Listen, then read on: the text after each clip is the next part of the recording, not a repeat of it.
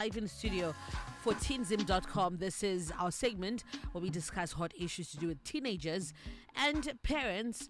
And Coach Tafadzwa is a life coach with over a decade of experience working with teenagers, preteens, and parents, both in Zimbabwe and abroad. He leads the Edutainment Center, and he also has a popular book titled My Dating App. Today we're looking at glow up or blow up, how the small choices that teens make can have big consequences. Coach Tafadzwa, good morning. Good morning. How are you doing? I'm good, thank you. So let's get into it. Glow up or blow up? Yes. So we're actually continuing from where we left last week.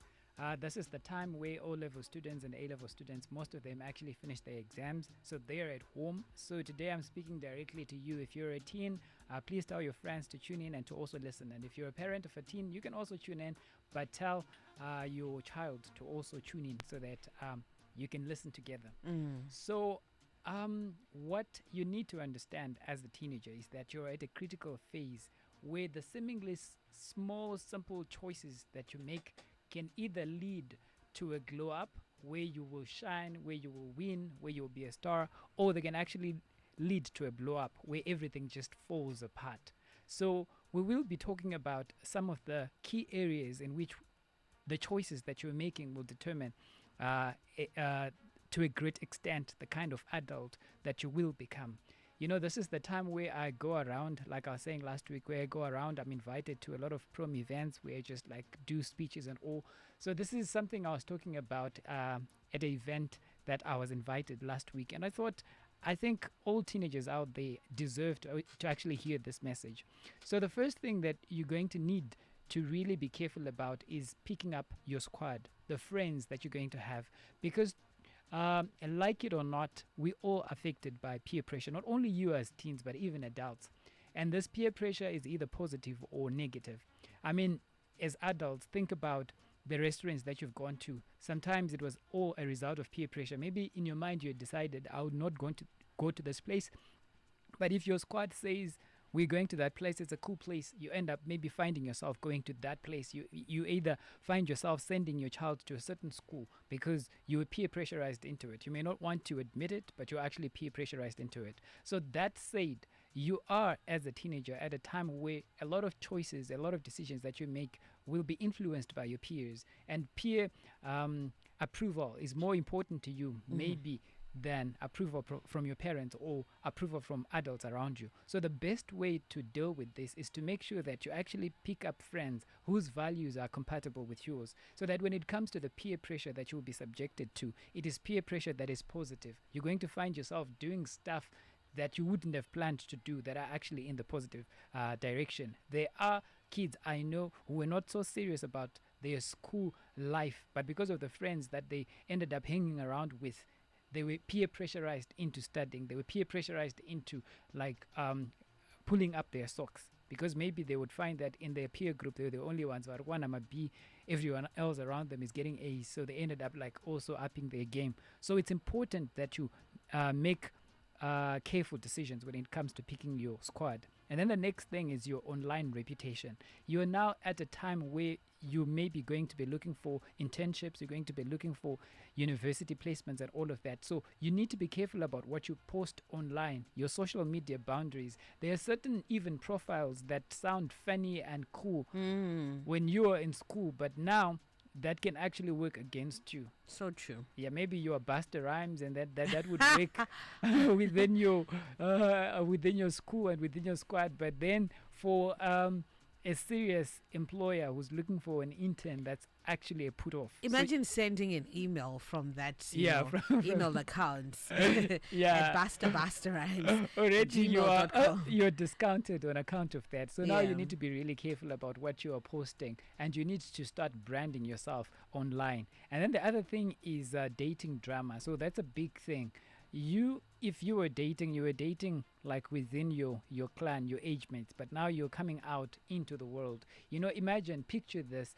You were used to driving in the CBD where there's lots of traffic, and then you couldn't speed. And apart from the traffic, there's traffic lights, and then there's traffic cops and all of those people. So you're used to maybe driving at 20 kilometers or at Mach 60 kilometers per hour. And then for the first time, you're in the highway. And this is where you're meeting people who are traveling at maybe 160, 120 kilometers per hour. So if you're going to jump into relationships with people who are way older, who are no longer in the school zone, you're likely going to get into like a real big trouble. So you need to be really careful about that. Who are you going to allow into your world when it comes to dating? How are you going to manage breakups and artificial breakups? You know, I talk about artificial breakups. I call them such because if you talk to especially preteens, this is quite common. They're at an age where dating is not allowed. So, but crushes would start, and crushes, you know, is just feelings. You don't apply to have a crush. So you crush on someone, and then that person doesn't even know that you crush on that person. And what happens? You then see them dating someone. And then when you see them dating someone, you are hurt. You are hurt. Yeah, and sometimes preteens would actually like really cry about it. Well, Even see, teenagers, even yeah. maybe adults. I don't know. I'm not too sure about that, but they could. So I call this artificial heartbreak. So how you deal with that, it's also important because it's going to determine what the woman or the man that you're going to become. You know, I was using this example when I was talking to a group of teenagers just the past week. So you know this thing that we put on our phones, the screen guard. So when you have a screen guard and your phone is still new, you're very careful about how you handle it. You don't want it to just fall because you don't want it to crack. But once it has gotten to a point where it's now cracked, you're no longer as careful. You don't even mind if it falls off from your pocket at all. You're no longer careful with it. So it's important at this critical phase as a teenager for you to have a heart guard. So if your heart has already been cracked, you're going to not value yourself as much. You know, you feel like I don't deserve the best anymore because things have happened. So it's important to protect yourself from heartbreaks at this age. So don't be too serious about what's happened anymore. I would say that. Yeah. In short. You know, yeah, in short, that's what I would say. You know how teenage and childhood is a phase. It's not the life. Supposing our life expectancy is 60. So from 20, which is, from 18, which is adulthood, to 60, that's the rest of your life. That's about 42 years there. So you're going to spend the rest of your life as an adult. You're going to spend more of your life as an adult than as a teenager or as a child. So make sure that you don't do things that then jeopardize the rest of your adult life. You want to make sure that you get into adulthood when your heart is still intact, when the heart guard is still perfect and you're really like careful about what you do. And then now I've got few facts about choices that you need to keep at the back of your mind. And the first one here is red flags are there for a reason. So, you know, there are times when you want to make a decision. Maybe warambidzwa kutora mota, then you get into that car and you're like, I'm just going to Avondale, I'll do my thing, and then I'll come back, and they're not going to discover it. You're a teen, you're saying that to your mind, and you're in the car. Whilst you're in there, your heart starts to beat like really fast. That is a red flag, and it is there for a reason. It's a sign that a blow up is very close. So you would rather just stop there and not continue. So listen to the red flags and make sure that you stop. Don't continue when the red flags come. And then the next thing that I would say is that emotions change. They're temporary, but consequences stick with you. So most of us have scars. And you know, if I were to ask you about all the scars that you've got, you probably have forgotten about where you got some of them. You don't remember, but the scar is still there.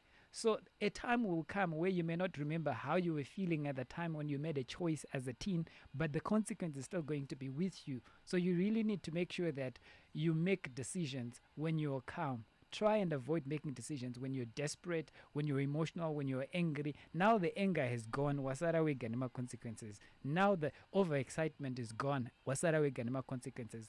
Related to that, another point that I would share is that never let fun be an excuse for making stupid moves. You know, there's so many times where people do some very stupid things in the name of wanting to have fun. You go out. You only live once. Yeah. You know. Yeah. All the excuses. Yeah. Then, Such excuses. Because imagine this: you've gone out to a party or a show, whatever. the show is ending at 12. You don't have a car. You don't have money for a taxi. You don't have your friends like live in different direction, but for the sake of fun, you're saying, "Hey, I can't go ninga satariza," and then that person as well it's now 11 p.m. How do you go home? A lot of things can happen. You've exposed yourself to a lot of risks. Why? And it was all in the name of fun. You just wanted to have fun. And then the next thing here is choices are like text messages. Once you send them, you can't unsend them. So you've already made a choice, and then that's it. Now you're just waiting for the consequences. So take your time to make decisions, to make choices. Sometimes we feel pressured to quickly make a decision. Have you ever realized how we feel pressured to reply to text messages or to WhatsApp messages? Somebody has sent you a message. You don't have to reply in the moment. You can take your time. You can chill. And like I always say, we tend to read messages in the mood that we are in. So if you are angry at that time, maybe you have shared something really cool with somebody, and then the person says cool. You read that cool as cool chichach. But if you were in a good happy mood, you'd be like, oh cool, and you read it in that in that mood, and you feel like, oh, this is a good reply. So when you're in that moment, just give yourself time. Don't be pressurized to quickly make a choice. The next thing that I'll share, and I think this is very important because these are conversations that you're really going to have with anybody, and this is related mostly to dating. Now that you're in the world and you're going to be dating, maybe people who are different from the people you were used to. You probably were in a boarding school that was sheltered, and now you're in an environment of self-regulation where you have to regulate yourself because it's just open there. There are no rules. There are some rights that you've got as a person, as a boy, as a girl, that you have to be aware of. And this will help you to not be taken advantage of or to be manipulated. The first one is you've got a right to let someone pay for you without feeling like you owe them something in return. Please repeat. You've got a right to let someone pay for you without feeling like you owe them something in return. A lot of times people then end up doing something that they are asked because they feel like, oh, this person has really been nice to me. Oh, they've done this for me. Pane vanhu vanoti ndakakuendesa kuchikoro saka haukwanise kundiramba. You probably have had things like that. So you've got a right to let somebody do things for you and then not owe them anything in return. And then the next thing is you've got a right to be in charge of your own body, property, boundaries, and privacy. A teen dating relationship is not a marriage. Yekutonzi password yako ichi, hunza phone yako, I need to go through it. Because there's today's boyfriend, today's girlfriend is tomorrow's ex. And now if they had access to your stuff, if they had your passwords and all of that, what are they going to do with that? Because now they are, and now you're no longer dating. So they could take advantage of you. Know that that is a right and keep it to yourself. And the next thing is you've got a right to refuse any sexual activity at any time for any reason, even if you've done it before.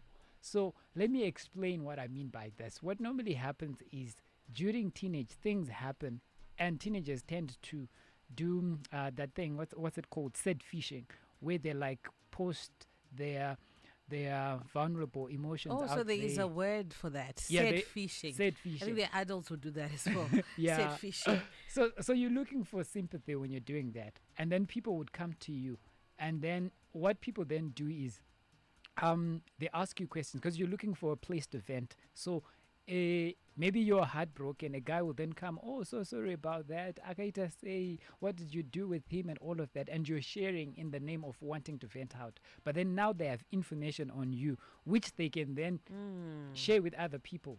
And then you're exposing yourself to other consequences. And apart from them sharing from people, there are people who then are so manipulative, who will pander to your emotions and get to a point where they would say, they would, in a subtle way, hint that I am the better one.